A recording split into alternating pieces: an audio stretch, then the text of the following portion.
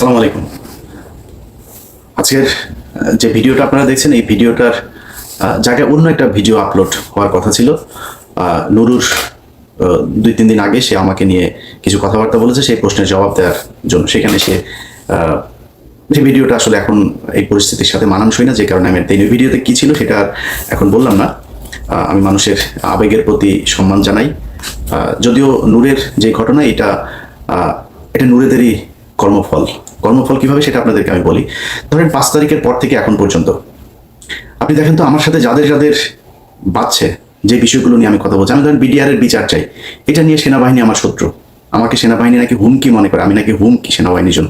আমি জানি না এই দেশ এই সেনাবাহিনীর বিরুদ্ধে কখন গিয়েছে, তো তারা বলেছে আমি হুমকি। এরপরে 32 নম্বর, এই আজকে যে নুরুল হক নূর মার খেলেন, এই নূর নিজে বক্তব্য দিয়েছেন, বিশাল জ্বালাময় বক্তব্য। 32 নম্বর যারা ভাঙতে গিয়েছে তারা নাকি মব সৃষ্টি করছে। মব আমরা যদি নাকি সৃষ্টি করে থাকি কোনো জায়গায়, তাহলে 5ই আগস্ট একটা মব ছিল, ওটা তো আইন মেনে করা হয়নি, তাই না? এই বর্তমান সরকারটা যে একটা মবের সরকার, আপনি যদি সেটাকে মব বলেন, আর যদি না বলেন, যদি বিপ্লব বলেন, তাহলে বিপ্লবীরা তো এরকমই করবে। বিপ্লবীরা তো আইন মেনে তারপরে কাজ করবে না। বিপ্লবীরা করছে গতকালকের এই 2 দিন আগের যে ঘটনা, লতিফ সিদ্দিকী সহ আওয়ামী লীগের নেতাকর্মীরা এই যে ডিআরইউতে বসে যেই মানে আওয়ামী লীগের আপনার অর্থায়নে সশস্ত্র বিপ্লব করার যে পরিকল্পনা তারা সেখানে করেছিল, সেখানে পুলিশ গিয়েছিল, নুরু সাহেব আপনি গিয়েছিলেন, বিএনপি গিয়েছিল, জামাত গিয়েছিল, এই মব গিয়েছিল। মব যে তাদেরকে ধরেছে। এই বিপ্লবীরা যেদিন থেকে মাঠ থেকে উঠে যাবে তারপরের দিন থেকে আপনি খেলা দেখবেন, যাদেরকে আপনারা এখন মব বলে, তারপরে হ্যাঁ যারা দখল করছে, চাঁদাবাজি করছে, সেটাকে আপনি ধরেন, কোনো সমস্যা নাই। কিন্তু এই বিপ্লবীরা যদি মাঠ থেকে উঠে যায়, তাহলে আনসারদের ওইখানে যে ঘটনা, আনসাররাই যে গিয়ে সচিবালয়ে ঢুকতে চেয়েছিল, কি হতো সেদিন? যেদিন কিনা আপনার এই ডিআরইউতে যেটা হলো, সেখানে এরা না থাকলে আপনি কে যাইতো? এরাই তো গিয়ে এখানে বিভিন্ন সময় বাঁচাচ্ছে, এরাই তো রাস্তায় নেমে আসে, সব দলে দলে নেমে এসে তারপরে এইভাবে ঠেকাচ্ছে। সো 5 তারিখের পর থেকে আজ পর্যন্ত এই বিপ্লবীরাই রাস্তা ঠিক করেছে, পুলিশের দায়িত্ব পালন করেছে, থানা বন্ধ ছিল, এগুলো এই বিপ্লবীরা করেছে। আপনারা সেটা এখন নাম দিয়েছেন মব। মব নাম দিয়ে আপনারা কি করছেন সেটা একটু বলি। আমি নুরুর ব্যাপারে 2-একটা কথা বলি। আমার এই ভিডিওতে অনেক বাজেভাবে বলেছিলাম, অনেক কিছু ছিল, সেটা আনতে চাই না, ছোট করে একটু বলতে চাই। আপনার এই যে আন্তর্জাতিক অপরাধ ট্রাইব্যুনাল, তাজুল ভাইরে চেনেন? যাদের ওনার সাথে কথা বলার সুযোগ আছে, তাজুল ভাইকে জিজ্ঞেস করেন। উনি বসার 1 সপ্তাহের মাথায় নুরু তার নিজের লোক প্রসিকিউটর হিসাবে সে সেখানে বসাবেন। তাজুল ভাইকে সেটা বলেছেন। তাজুল ভাই বলেছেন যে আমি এই প্রক্রিয়ার ভিতর দিয়ে আসতে পারবো না, এটা এইভাবে করা যাবে না, এটা যথাযথ কর্তৃপক্ষের মাধ্যমে আসতে হবে। নুরু তাকে বলেছে লাথি দিয়া চেয়ার থেকে উঠাই দিবে। তাজুল ভাইয়ের সাথে কথা বলেন, তাজুল ভাই আমার জানাইলো ভাই এই বেয়াদবের সাথে কথা বলতে পারবো না ভাই, এটা একটু দেখেন তো। আমি একটা পোস্ট করলাম ফেসবুক, আপনাদের যাদের মনে আছে নিশ্চয়ই আপনারা জানেন, যে নুরু তোমার 1 ঘন্টা সময় দিলাম, তুমি তাজুল হচ্ছে আমাদের কলিজা, তুমি কলিজায় হাত দিয়েছো, এরকম একটা পোস্ট করে তারপরে দিলাম। 15 মিনিটের মাথায় গিয়ে তাজুল ভাইয়ের সাথে গলাগলি করে একটা ফেসবুকে পোস্ট দিলাম, আমি আমার পোস্ট ডিলিট করে দিলাম, ঘটনা শেষ। স্বাস্থ্য মন্ত্রণালয়, স্বাস্থ্য উপদেষ্টা, আপনি তাকে দেখেন না, তাকে এই দেশের অনেক অভিযোগ থাকবে, কিন্তু স্বাস্থ্য উপদেষ্টা ঘুষ খেয়েছে, দুর্নীতি করেছে, এটাকে বলতে পারবেন? এটা বলতে পারবেন না। স্বাস্থ্য উপদেষ্টা তিনি একজন খুব সৎ একজন মানুষকে তার ব্যক্তিগত সহকারী হিসেবে দায়িত্ব দিয়েছেন। সেই ব্যক্তি জুলাই আন্দোলনে নিজের জীবন বাজি রেখে যেসব শিক্ষার্থীরা যাচ্ছিলেন, যাদেরকে চিকিৎসা দেওয়া হচ্ছিলেন না, তিনি নিজে থেকে থেকে তার নিজের কাছে যা ছিল সেগুলো দিয়ে তিনি চিকিৎসা দিয়েছেন। সেই ব্যক্তি স্বাস্থ্য উপদেষ্টা ব্যক্তিগত সহকারী হন হয়ে একজনকে নিয়ে রাশিয়াতে গিয়েছেন। এই ডাক্তার তিনি হচ্ছে হাসান ভাই, তিনি রাশিয়াতে পড়াশোনা করেছেন। ওইখানে গিয়েছেন, তার পরিচিত যেসব সিনিয়র প্রফেসর আছেন তাদেরকে দিয়ে সার্জারিগুলো করাচ্ছেন। একজনকে নিয়ে গিয়েছেন, যাওয়ার পরে এই নুরু আপনার দুদক ঘেরাও করেছে, তাকে দ্রুত তার বিরুদ্ধে অভিযোগ দেওয়ার জন্য, তাকে গ্রেপ্তার করার জন্য। সে নাকি অনেক টাকা পয়সা নিয়ে তারপরে রাশিয়াতে পালিয়েছেন।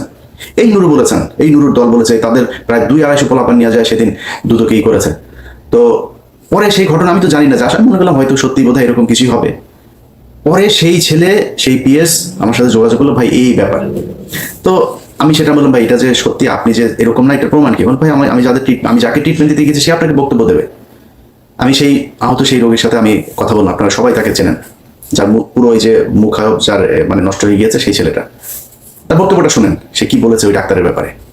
আমি সুগন্ধ ভগবান এমনিতে সবাইকে দিয়ে দাদার ব্যবস্থা ও অবশ্যই ভালোদের আশা আবার করি।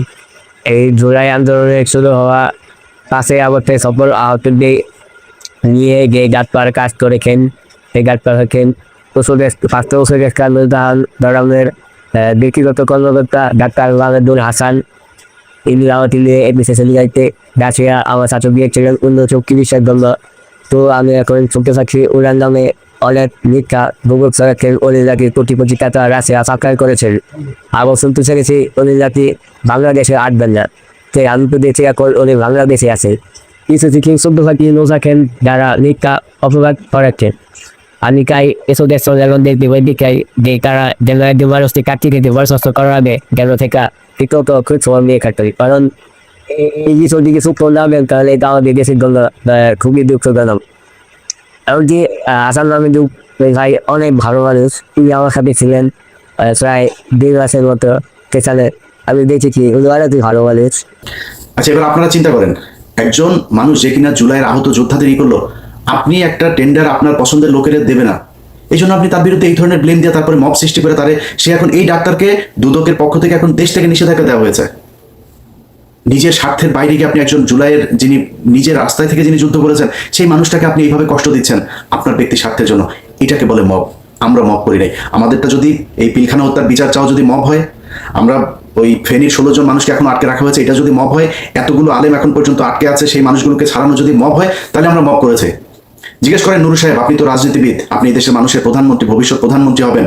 আপনি যেদিন এই ফারাবি মুক্তি পেল, যান বাংলাদেশের মানুষ আপনাদেরকে ওপেন চ্যালেঞ্জ করলাম, যান ফারাবির কাছে যান, যে জিজ্ঞেস করেন ফারাবি তোমার মুক্তিতে এই বাংলাদেশে 5 তারিখের পর থেকে যখন দেখলাম আলেমদেরকে আটক রাখা হয়েছে, প্রতিটা আলেমের মুক্তিতে কোনো না কোনো জায়গায় এই আমার মতো মবকারীর ছোঁয়া আছে, যা খোঁজ নেন সেই আলেমদের কাছে।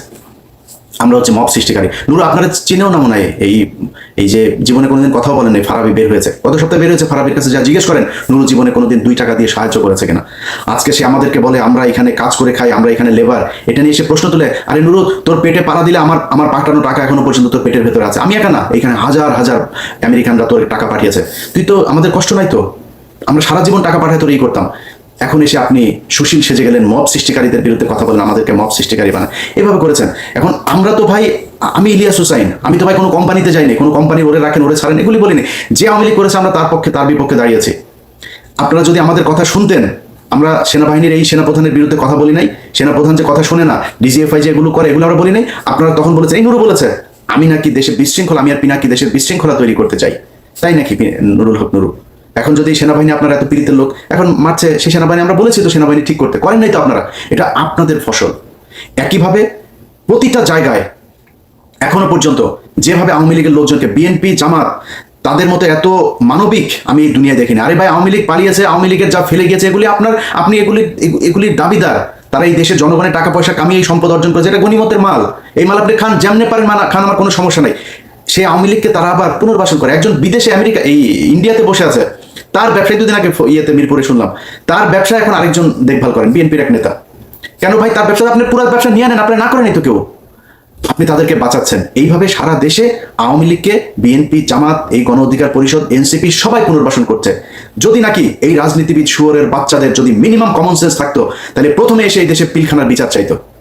একটা শুয়োরের বাচ্চা, কোন শুয়োরের বাচ্চা দেখেন, কোন যেই কটা রাজনীতি করে কোন শুয়োরের বাচ্চা যদি দেখেন আপনি কেউ এই করে আপনার এর বিরুদ্ধে পক্ষে কথা বলেছে, কেউ বলেন বিডিআর পক্ষে। বিডিআর মানুষগুলো এখনো পর্যন্ত ভাই, গত সপ্তাহের কথা বলি, একজন বিডিআর সদস্য আকুতি জানিয়েছেন তার স্ত্রী গত 16 বছর ছিল এইভাবে, এই 5 তারিখের পরে স্বপ্ন দেখেছে তার স্বামী ফিরে আসবে, 1 বছর হয়ে গেছে ফিরে আসে না, এখন সে চলে যাবে। সে বলে না আমি আর তোমার জন্য অপেক্ষা করতে পারবো না, তুমি এখন যেহেতু বের হইতে পারো না আর জীবনে বের হইতে পারবে না। সেই লোক আকুতি জানিয়েছে, ভাই আমার স্ত্রীকে একটু বলেন আর কয়টা দিন অপেক্ষা করতে, আমি বের হয়ে যাব। আপনারা কথা বলেছেন, বিচার চান, এটা বিচার চাইতে পারেন না? এইটুক হ্যাডম যদি না থাকে তাহলে বালের রাজনীতি করার দরকারটা কি? আমি তো কিছু চাই নাই আপনাদের কাছে, এই দেশটাকে আওয়ামী মুক্ত করতে চেয়েছি, সেই জায়গায় আপনারা এখন নাই। আপনার সাথে আমি এক হবো কেমনে? আজকে নুরুর যে ঘটনা, নুরুর এই ধরনের ঘটনার আগে ঘটে নাই, আমরা তার পক্ষে ছিলাম না। আমার ভিডিওতে পেছনে যান, 2019 সালে যান, 20 সালে যান, যাই দেখেন আমি ইলিয়াস নুরুর পক্ষে দাঁড়িয়েছি। সেদিন নুরু তোমার পক্ষে এই বাংলাদেশের কোনো মিডিয়া কথা বলে নেই। আমরা যারা বাইরে আছি, তারা আমার যারা শত্রু বাইরে আছে তারাও তোমার পক্ষে কথা বলেছে। তোমার তাদের প্রতি এইটুকু রেসপেক্ট রাখা দরকার, তুমি রাখতে পারো নাই। তুমি মাঝে মধ্যে এসে খোঁচাখুচি শুরু করো। এই সব শেষ ঘটনা আপনাদেরকে বলি, দেশবাসী জানা দরকার।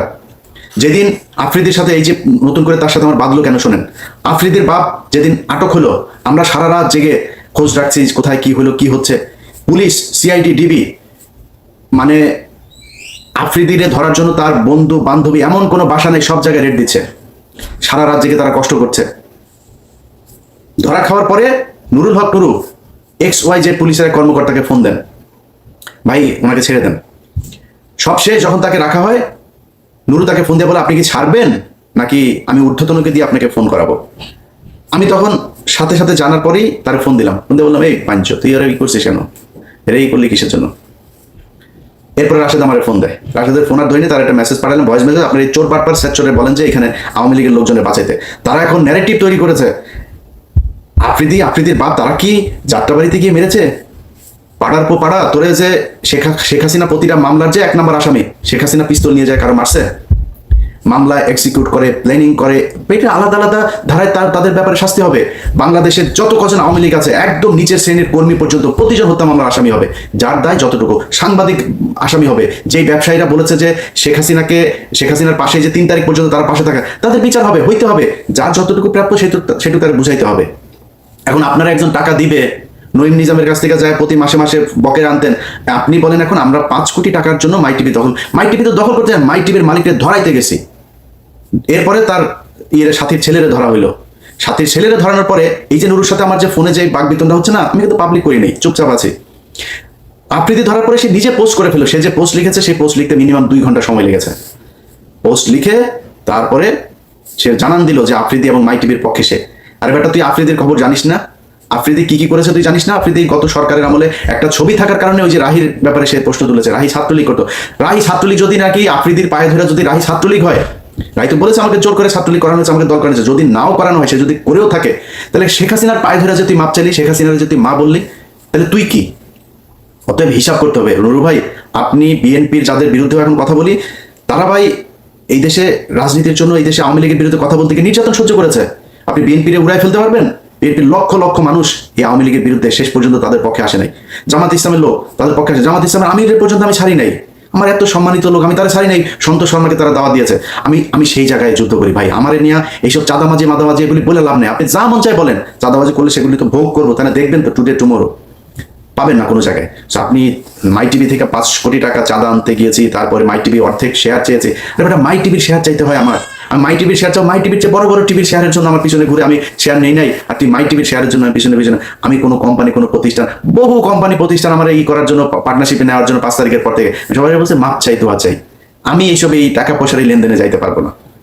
ইভেন বাংলা এডিশন যে ওপেন করেছি, আর বলেছে ভাই টেলিভিশনের জন্য চান, পত্রিকা প্রিন্টের জন্য, এত কিছু চাইনি, জাস্ট অনলাইন পোর্টাল হিসেবে পারমিশন চেয়েছে। এখানে একটা টিম থাকবে, খুব স্মার্ট কিছু ছেলে পেলে কাজ করবে, তাদেরকে নিয়ে আমি একটা টিম তৈরি করতে চাই। তারা এই দেশের একদম এই আওয়ামী লীগ এবং ভারতের ব্যাপারে, প্রথম আলো, ডেইলি স্টার, তাদের ব্যাপারে অতন্ত্র প্রহরীর মতো কাজ করবে। এই জন্যই এসেছি, এর বাইরে কোনো কিছু না।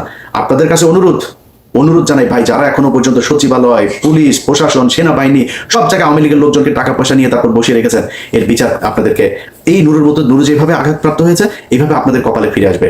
নুরুর এটা দেখে আপনারা অনেক কষ্ট পেয়েছেন, আমি খুব বেশি কষ্ট পাই নাই। কারণ কি জানেন, নুরুর চাইতে ভয়ঙ্কর পরিণতি এই দেশে হবে যদি আওয়ামী লীগ ফেরত আসে। আর সেই আওয়ামী লীগকে ফেরত আসার জন্য, তাদেরকে পুনর্বাসিত করার জন্য নুরুরা কাজ করেছে। কোনো জায়গায় 5 তারিখের পর থেকে দেখবেন না যে তারা বলেছে ওকে ঠিক আছে, অমুকের ব্যাপারে শুনলাম, আমরা সেখানে যাই, গিয়ে টাকা নিয়ে এসছে। কারণ ওই কথা যদি নাকি আপনাদেরকে এক এক করে যদি বলতে হয়, সেটার জন্য ভিডিও তৈরি